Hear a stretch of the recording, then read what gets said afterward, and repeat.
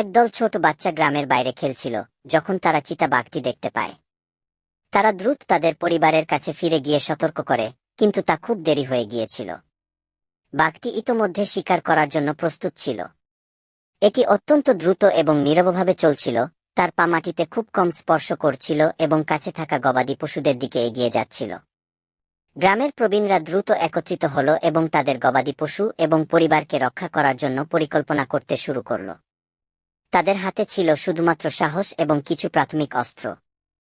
তারা জানত যে দ্রুত কিছু না করলে তাদের জন্য বিপদ আসবে। তারা গবাদি পশুগুলোকে রক্ষা করতে বেষ্টনী তৈরি করল, যাতে বাঘটির কাছ থেকে তাদের রক্ষা করা যায়। অবশেষে বাঘটি বুঝতে পারে যে গ্রামবাসীদের একতার শক্তির কাছে এটি হার মানতে হবে এবং তা পালিয়ে যায়। গ্রামবাসীরা তাদের জয় উদযাপন করে, কিন্তু তারা জানে প্রকৃতি তাদের শক্তি এবং সক্ষমতা সবসময় পরীক্ষা করে যাবে।